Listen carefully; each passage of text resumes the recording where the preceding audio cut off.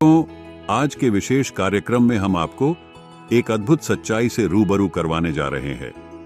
रामायण में एक प्रकरण आता है जब हनुमान जी सीता जी का पता करके लंका से सीता जी का कंगन लेके आते हैं तो उन्हें समुद्र के बीच में एक टापू दिखता है। उस टापू पर हनुमान जी को एक ऋषि मिलते हैं। वो ऋषि कौन थे और उन ऋषि के साथ हनुमान जी की क्या वार्ता होती है, देखिए आज की विशेष 2D एनिमेशन वीडियो। आज आपको हनुमान जी की एक अनसुनी कथा के बारे में बताते हैं। ये कहानी उस समय की है जब हनुमान जी लंका से सीता जी से कंगन लेकर वापस आ रहे थे। उनके वापस आते समय पूर्ण परमेश्वर ने उनके लिए एक लीला की। हनुमान जी को थकान और भूख प्यास सता रही थी।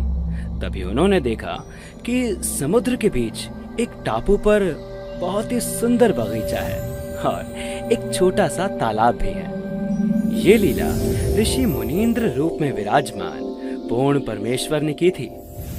हनुमान जी उस सुंदर बगीचे को देखकर सोचते हैं कि चलो स्नान भी कर लूंगा और कुछ देर आराम भी कर लूंगा।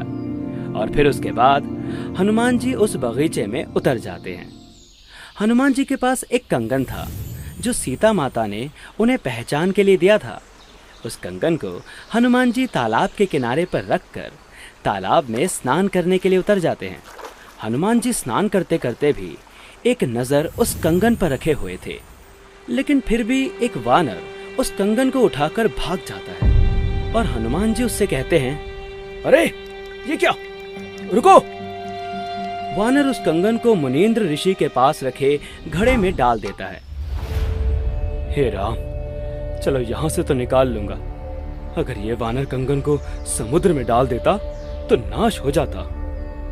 हनुमान जी जैसे ही घड़े के करीब जाते हैं और घड़े से कंगन निकालने के लिए हाथ बढ़ाते हैं तो देखकर चौंक जाते हैं।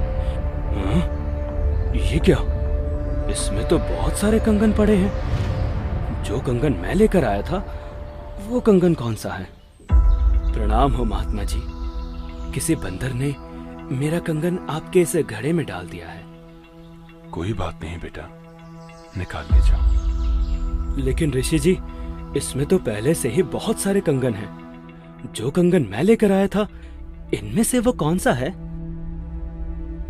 भले आदमी, आपका कंगन है और आप स्वयं ही नहीं पहचान पा रहे। ऋषि जी, आप तो जानते ही होंगे। दया कीजिए, मेरी पूरी मेहनत बेकार हो जाएगी। कैसी मेहनत बेटा? महात्मा जी, मैं हनुमान हूँ और लंका से सीता माता जी का पता लगाकर आया हूँ। कौन सी सीता माता का पता लगाकर आया हो?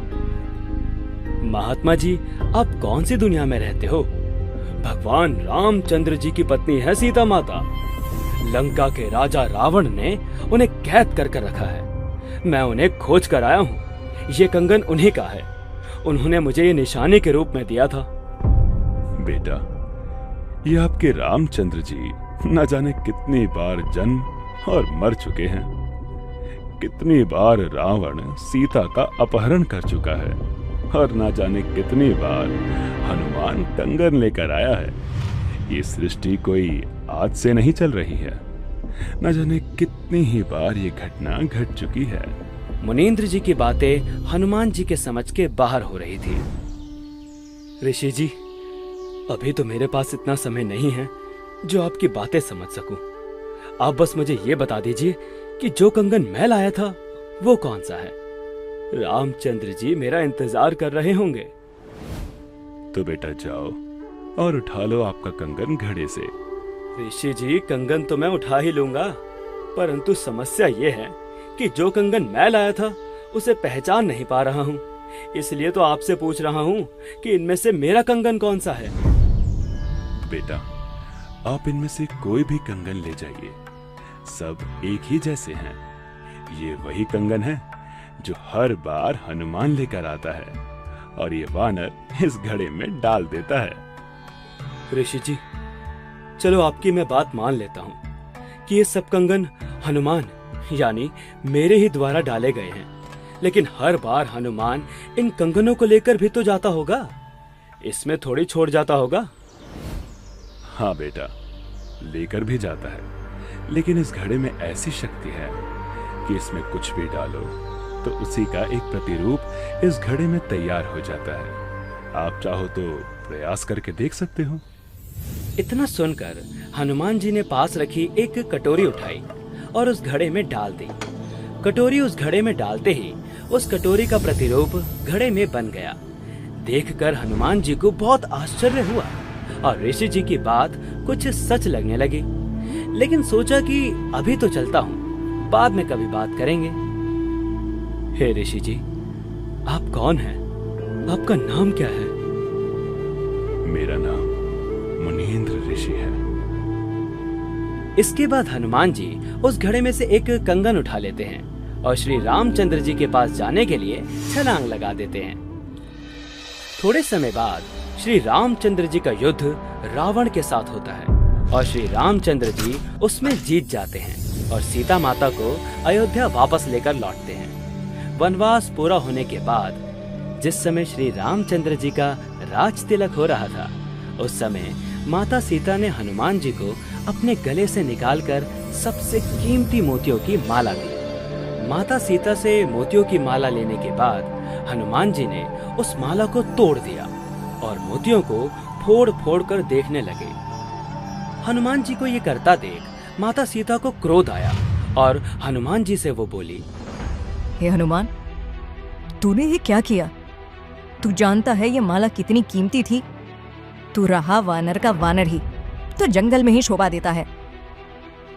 ये सुनकर हनुमान जी को बहुत बुरा लगा और वो मायूस हो गए।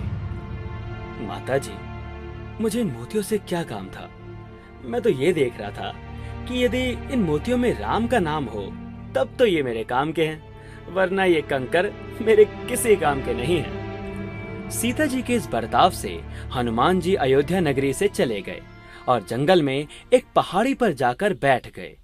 हनुमान जी को बहुत दुख हुआ कि मैंने क्या नहीं किया इनके लिए, और आज इन्होंने मुझे एक छोटी सी बात पर इतना लताड़ दिया। कुछ देर बाद वहां एक साधु आए। राम राम भाई हनुमान। राम राम महात्मा जी, आइए बैठिए।